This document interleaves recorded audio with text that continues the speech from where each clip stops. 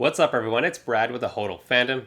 If you've ever wanted a Marvel Universe with a toxic Steve Rogers, a pedophile Wolverine, and Game of Thrones level twincest with the Scarlet Witch and Quicksilver, then the Ultimate Universe is just for you.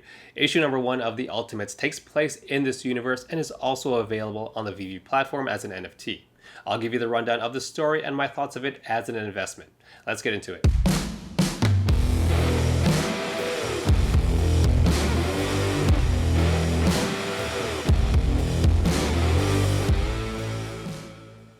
This issue of the Ultimates was published in 2002 and written by Mark Millar. This takes place in the Ultimates universe, that's Earth 1610, whereas the regular Marvel universe takes place on Earth 616.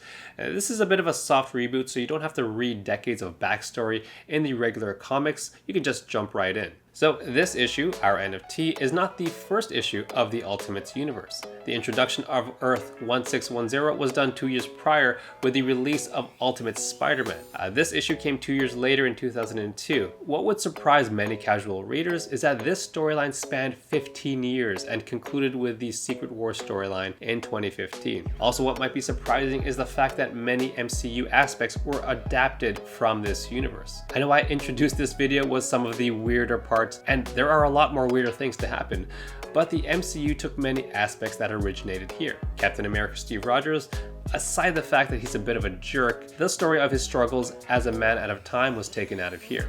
Also, Samuel L. Jackson as Nick Fury, the Helicarriers, and the Chitauri invasion also came out of this storyline, as these didn't exist prior to the Ultimates comics. One last note before we get into the comic itself, this is the introduction of the Ultimate Universe's Avengers, and should be called Ultimate Avengers. The problem is that the Avengers were not very popular in the early 2000s, so Marvel did not want to attach their name to this series. So unlike other Ultimate Universe stories like Ultimate Spider-Man, Ultimate X-Men, or Ultimate Fantastic Four, they just called this series the Ultimates. Now let's quickly go over issue number 1 if you haven't read it already. The issue starts with an introduction of Captain America Steve Rogers in 1945 as the US Air Force is tasked to take down a secret Nazi weapon they found out is close to launching. The regular troops are skeptical if this mythical Captain America even exists and believe it's just an urban legend. As they drop on the Nazi location in Iceland, the regular humans get absolutely shredded, but Captain America is able to breach the compound for the remaining troops to enter. The Nazis are unfortunately able to launch the weapon, but Steve Rogers is able to board it and blow it up from the inside to prevent it from hitting the US mainland. Similar to his 616 story, Steve Rogers would fall into the Atlantic Ocean and be presumed dead.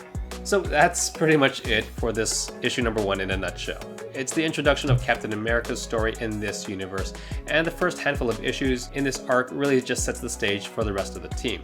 There are 13 issues in this story arc, and the rest of the story would introduce the rest of the main characters like Nick Fury, who is designed to look like Samuel L. Jackson, who would later portray this character in the MCU. Also Hank Pym, the Wasp, Thor, Iron Man, Bruce Banner, Hawkeye, Black Widow, and the oddly close Wanda and Quicksilver. In later issues in this first volume of the 13 issues, Bruce is tasked to recreate the super soldier serum, as the only successful creation was Steve Rogers, and he was thought to have been lost half a century earlier. He's working under Hank Pym under the direction of Nick Fury. Tony Stark is still a billionaire alcoholic, so I guess some things don't change no matter what universe. But it's funny to note that he has relations with Black Widow, and they made a tape of it, a la Paris Hilton. They eventually find Steve Rogers, and although this is thought to greatly help Bruce Banner recreate the serum, he is still unable to, and out of frustration, I'm not even sure really why, but he injects himself with the serum, turning himself into the Hulk. He claims it was to help bring the team together, but who knows. One thing to note here is that he is gray, but he's not the Gray Hulk in the 616 universe, aka Joe Fixit. This is very much the Savage Hulk, who's all about smashing things. So regardless of Bruce's motives, this is one of the catalysts that helps bring the Ultimate Avengers to come together for their first team mission, and that's to take down the Hulk. The Hulk goes on a rampage looking for his ex-girlfriend, Betty Ross, and kills hundreds of people along the process. Funny thing is that she is on a date with Freddie Prinze Jr. Anyways, the Avengers are essentially able to take him down, thanks to the Wasp shrinking small enough to enter the Hulk's brain and stimulate some part that makes him convert back to Bruce Banner. One thing to note is that Hank Pym is not at this battle because Steve Rogers pretty much beat him up pretty bad, since Pym nearly killed his wife, Janet Van Dyne, and attacked her with ants in some crazy fit of rage. You see, many of these characters are just twisted in this universe. Hank Pym is a wife beater, Steve Rogers is kind of a jerk, the Hulk is a mass murderer, Wolverine is a pedophile, Reed Richards is a bad guy called the Maker, there's a lot of cannibalism, and of course twincest. This 13-issue storyline ends with the invasion by the Chitauri, who are shapeshifters like the Skrulls in this story, but they take another person's form by eating them. After the Chitauri kill a ton of troops and almost kill the Avengers, they try to destroy the solar system, but the Avengers make a timely return and are able to stop them. So this is the first issue of Ultimates Volume 1, and there are 13 issues in Volume 1.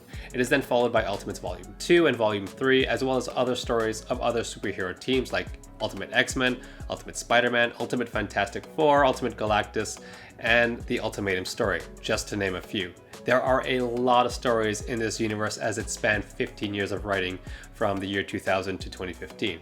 There are also a ton of deaths in this universe, so chances are your favorite character has died along the way. As I mentioned earlier, there are some weird takes on some characters, and the writing had the fan base kind of split. On the other hand, the Spider-Man series in this Ultimate Universe was really good, and one very important thing that came out of this was Miles Morales. He was introduced in this universe, and we actually have the NFT of that. There is just so much to talk about just in that story and in this universe overall, so I'll save that for another video.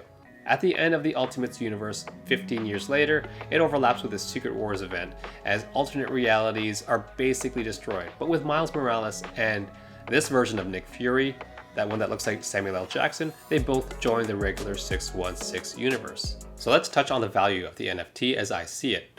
The Ultimates universe had some real world impact as it influenced the MCU, and it's definitely a bigger story arc than many people realize. It is unique with some interesting stories, but it also had me shaking my head at some parts. I am a Marvel nut and a Veve fan, so I have the NFT. I also want that one extra Master Collector program point. The thing is, in regards to an investment, this NFT is not the first issue of the Ultimate Universe. That was done 2 years prior with Ultimate Spider-Man #1. It doesn't introduce new characters, and it's really just the introduction of this universe's Avengers, the Ultimate Avengers. I mean, that's cool and all, but it's not enough for me to recommend it as an investment. So I'd say grab one if you want that one extra Master Collector program point.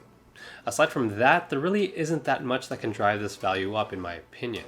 Anyways, those are just my thoughts on the issue, a very brief overview of the Ultimates universe, and my thoughts on the value of the NFT. Thanks for watching, please consider liking and subscribing, and I'll see you in the next video.